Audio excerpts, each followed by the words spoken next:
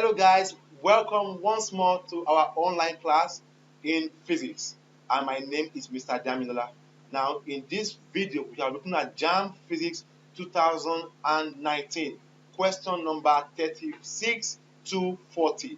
That's the last round of the question.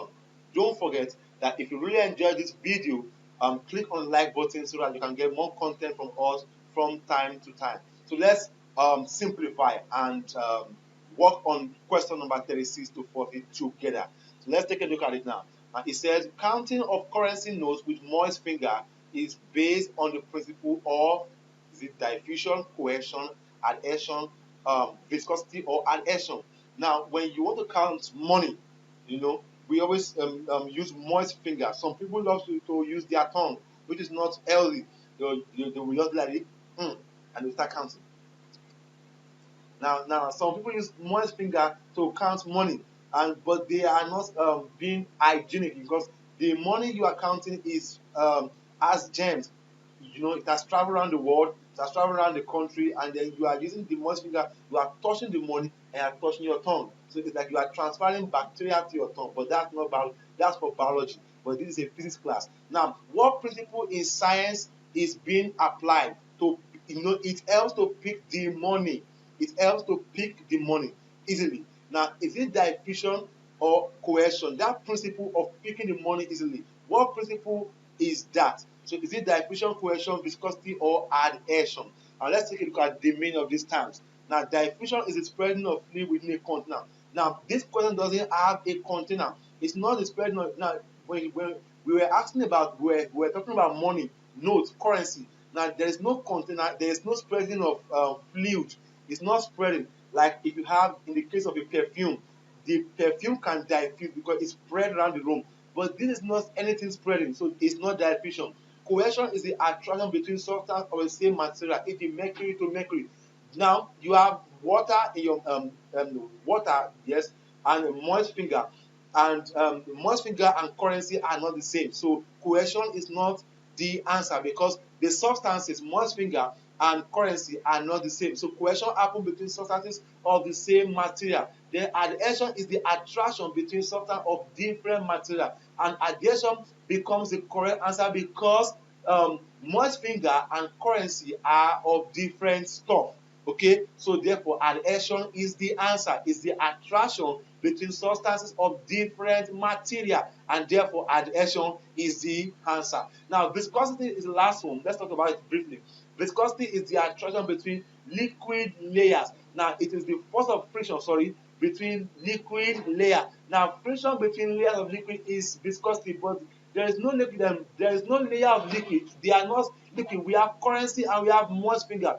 Currency is not a liquid, so it's not viscosity. So therefore, the answer to that question is simply adhesion. Adhesion was help us to pick money easily by the use of moist finger. Okay, so it forms attraction between the finger and the money, and then the money can be counted easily. So the answer to that question is simply adhesion, and that makes the option D the correct answer.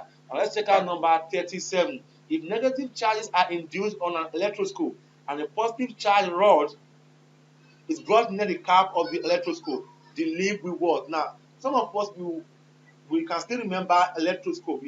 Electroscope is a machine or an instrument used for detecting charge. Okay, and it has a leaf called gold leaf electroscope. Okay, the gold leaf is sensitive to charge. That means if you bring a charged body around the machine, the cap of the electroscope, it will diffract, it will respond, and that means it will diffract, or it will respond to the charge that is brought to the cap of the electroscope. So like I have this picture here, I have the electroscope there. My question is, if negative charge are induced on an electroscope and a positive charge rod is brought near, so that means the question is saying if you have a negatively charged electroscope, okay, the electroscope itself is negative, then you now bring a positive rod around it. Okay, what will happen to the leaf? Now, because the charges are different, the leaf is going to close. What I mean is that if the electroscope itself is negative and the charge you are bringing to it is negative and is positive, the leaf will close. That means it will close. Okay, but if the charge is the same, like the electroscope is negative, and you are bringing a negative charge rod near it, the gold leaf will open. That's how it works. So what I'm saying is that if you have a negatively charged electroscope, okay, and then you bring a positively charged rod to the cap of the electroscope will sense it, and because the rod is positive and itself is negative, it will close the leaf. You can see the leaf in the picture. The leaf is closing, right? So it's closing. Then also another thing to note is that if the electroscope is positively charged already, okay, and you bring a negative charge around it, it will also close. But if the charges are the same, that's if it is negatively charged and you bring a negative charge around it, it will not close, it will open. So it responds to charge. So this one say if the electroscope is negatively charged and you bring a positive charge, what will happen? The simple thing that will happen is that the leaf, because the charges are different, the leaf will close, and that is the answer. Let's see which option satisfies that. It is option C. It will close off. A says become negative charge. That's not even true. It will become positive. That's not even true. It will open for, and that's also a lie. So the simple answer to that question is that it will close off. Okay, so that's the answer for number 37. Let's check number 38. One special advantage of alcohol over mercury as a thermometric liquid is its what? Now, a thermometer can either have mercury or alcohol. We have what we call liquid in glass thermometer. It can either be a mercury liquid in glass or alcohol liquid in glass. Now, two of them, alcohol and mercury, can be used for a thermometer, but each of them have their advantage and their disadvantage. Now, one advantage of alcohol is that, let's just talk about all of them. Mercury has high boiling point. It has relatively, high melting point. Mercury's advantage is that it is thick, right? So it has high boiling point and it has high melting point also. And it's a good thermal conductor, so it can conduct heat. Mercury can conduct heat, and it also expands regular. That means it expands well because it is thick. Okay, it does not wet glass. That's another advantage. Mercury does not wet glass, so it can be affected by frictional force on the glass. Then the next one is that it is opaque and silvery. That means it can be seen. Because it is opaque, you can easily see it, unlike alcohol, which is like water. You might not see it clearly. Okay, good. Okay, so now let's talk about the advantage of alcohol over mercury. Now, take note of these two things. Number one, alcohol, because alcohol is not as dense as mercury. Alcohol, mercury has very high boiling point and high melting point, but alcohol has very high freezing point. That means alcohol can help you to measure things that are very cold, where mercury cannot measure. Like if you go to the Arctic, there's a place around the world called Arctic, very cold. The temperature can get to over minus 80 degrees Celsius in that place, like Antarctica continent. It can get to minus 80 degrees Celsius, and that is extremely cold. When you get to that kind of place, mercury thermometer will become useless because it can measure very extremely cold temperature where alcohol can function. So in such a place, alcohol becomes useful, and that is an advantage of alcohol over mercury. Okay, so let's check out the options we have. It A has low density, B has low boiling point, um, okay, C has high specific heat capacity, and D has low freezing point. So the answer to the advantage of alcohol over mercury is that alcohol has extremely low freezing point, and it can no, not low, sorry, it has high freezing point. It has high freezing point, not low, sorry. So that's not supposed to be. So the advantage of alcohol is that it has lower density than mercury. Mercury is highly dense, okay, but alcohol has lower density. Sorry, that's supposed to be option A. Alcohol has no that which is thick is extremely dense. Mercury is extremely dense.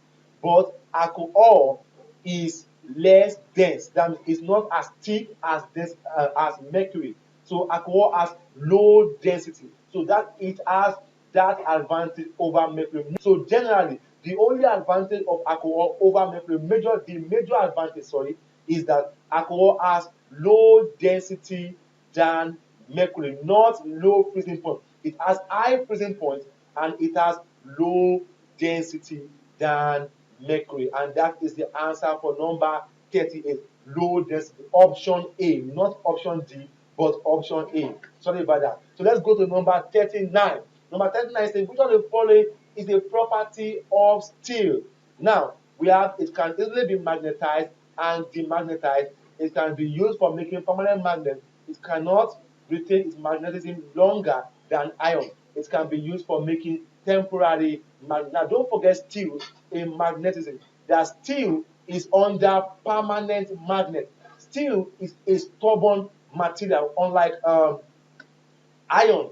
Iron is a temporary or soft, it's a temporary magnet. But steel is a permanent magnet, and that means, the word permanent magnet means that it cannot easily gain magnetism, and if it finally gain magnetism after a long struggle, it will not easily lose magnetism. So steel does not easily gain. That's the meaning of permanent magnet. It's a magnet that cannot easily gain. It does not easily gain magnetism. But if it now eventually gain magnetism, it will not easily lose the magnetism. So it is a permanent magnet, and that is steel. So steel cannot easily gain and cannot easily lose. Unlike iron, iron can easily gain and easily lose. So any small magnetism around iron, it will gain it and then easily lose it. But steel doesn't. Steel takes time to gain and to lose. So that is the answer. It does not. It is used for making permanent magnet. Now, option A says it can be magnetized and demagnetized. That's true, but it is not easily. Sorry, it can be easily magnetized and demagnetized. That's not true. It is not easily magnetized. That's not true. Option C says it cannot retain its magnetism. That is not true. When it is magnetized finally, still will retain the magnetism. Option D says it can be used for making temporary magnet. That is a big lie. It is only used for making permanent magnet which can't easily gain or lose magnetism. Full stop. And that is the answer for steel. Now let's talk about number 40. One of the conditions necessary for an object to be in equilibrium when acted upon by a number of parallel forces is that the vector sum of the force is what? Now, the word equilibrium means equal. Now, the forces that are in equilibrium are equal, and then if they are equal, if you say sum, that means you make them. Let me show you a diagram of that. Now, if you have parallel force like the ones acting upward and downward, if they are made to become equal, that's upward force is equal to downward force, that means they are in equilibrium. So if that is true, then the sum of the two forces, that means if you are trying to add them up, that means I will bring that downward force to the other side. That means the downward force will come to meet the upward force. It now becomes sum plus together. And when the downward force moves to the other side, it will become what is left in the space of the downward force will become zero. Can you see the zero? Now it will become zero in that space because downward force have moved over. So the sum of the two forces will now become zero. So equilibrium forces are equal. That also means, I can also say that means that they are when they are added, they will give you zero. So that means I'm saying that there are two ways of saying it. You can say forces in equilibrium are equal, or you can say there is sum of the forces are equals to zero. It is equal to zero. That's the sum of the forces is equal to zero. That is two ways of saying it. You can say forces in equilibrium are equal, or their sum is equal to zero. And that answers number 40. The sum is equals to zero. Oh, so sorry. The answer is supposed to be option A. The sum of forces in equilibrium is equal to zero. And that is option A.